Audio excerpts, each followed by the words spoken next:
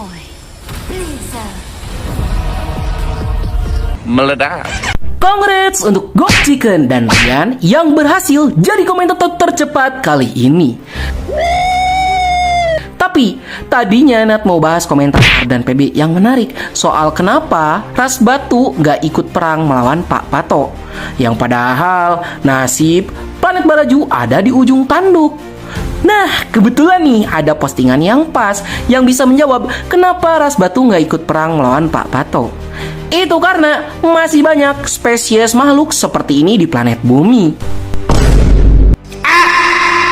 Gua bingung sumpah, lo kok ada makhluk halus spesies anomali kayak gini yang mempertanyakan kenapa Boboiboy zaman sekarang pakai dikasih senjata segala. Dan senjatanya dibuat jadi ciri khas merchandise-nya biar gak polos-polosan amat pas dijual figurnya. Dan katanya mereka lebih suka Boboiboy pakai skill elemental kayak dulu gitu. Macam tak betul je budak ni. Lo kira kalau Monster gak buat inovasi di merchandise mereka, siapa yang mau gaji para karyawannya? Dari mana duitnya? Dari mana duitnya? Lu kira gaji karyawan Monster tuh turun dari langit, ha? Turun dari langit. Emang lu kira ngapain gitu Monster nyempilin iklan beberapa detik di dalam episode terbarunya?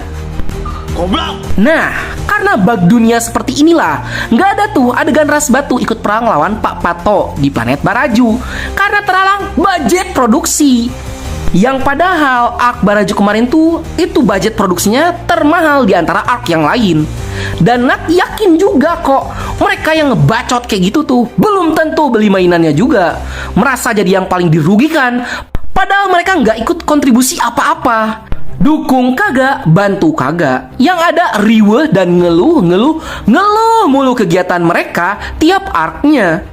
Jadi tolol, Pak. Minimal ngasih dukungan dengan cara diem aja lu kagak bisa, apalagi ngasih solusi soal budget. Hadeh, dasar sampah.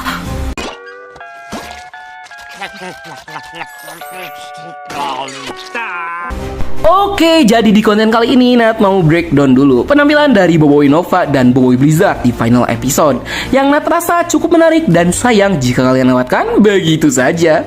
Jadi langsung saja kita breakdown. Yeay!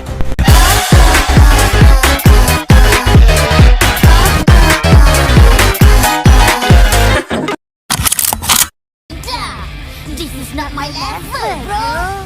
Ini series, bukan movie.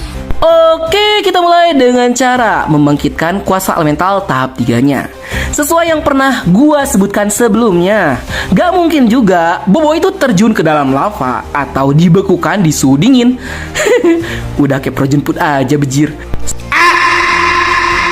Sehingga hal itu tuh membuat Boboiboy tidak bisa melakukan metode yang sama seperti membangkitkan kuasa elemental Beliung untuk membangkitkan kuasa elemental tahap ketiga Nova dan Blizzard juga.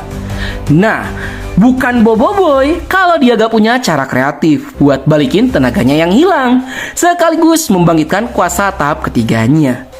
Dan disitulah fakta menariknya, dimana Boboiboy bisa menggunakan pasif kuasa elemental fusion Boboiboy Gentar yang bisa menyerap energi untuk memulihkan tenaganya yang hilang.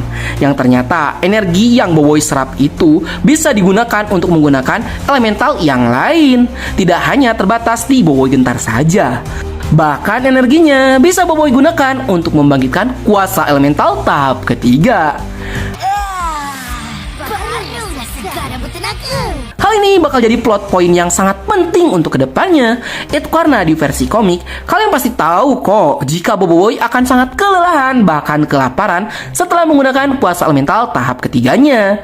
Sehingga dengan memunculkan kuasa elemental yang punya kemampuan menyerap energi seperti Boboiboy Gentar, Monster bisa membuat plot yang lebih simpel ketika Boboiboy sedang kelelahan dalam pertarungan. Suka tembakan boboku.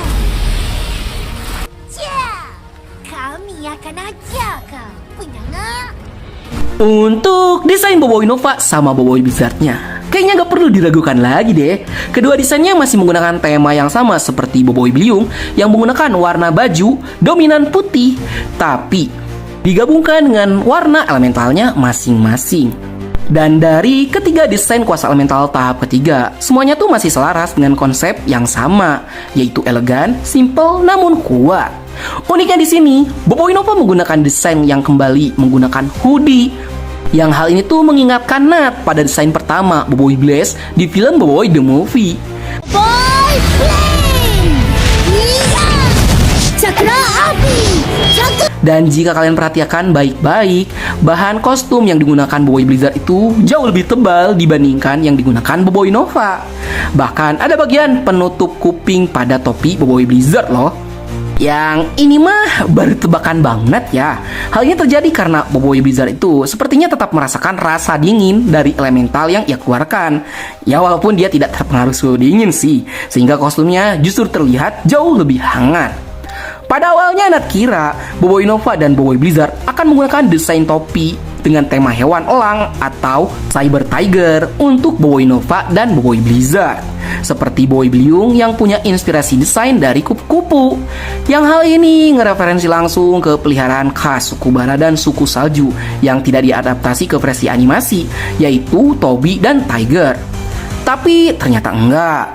Yang mungkin hal ini efek dari gelombang protes dari para fans ketika Boboiboy Beliung punya tema Mimi Peri. Maksudnya tema kupu-kupu. Of course, untuk kostum, no comment deh. Desain dah keren dan terlihat badass.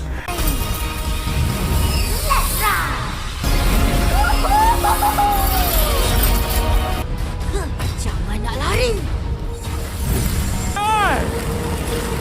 Untuk senjatanya, itu tuh kalian yang paling Nat suka banget. Seperti yang kalian tahu, kuasa tahap 3 punya ciri khas senjata yang mereka miliki masing-masing. Namun di versi animasi ini tuh jauh lebih unik. Itu karena biasanya senjata tahap ketiga punya 2 mode. Ya walaupun Boboiboy Beliung punya 3 mode sih, kapak, kepak, dan glider. Ya walaupun entah apa fungsi kepaknya selain jadi Mimi Peri.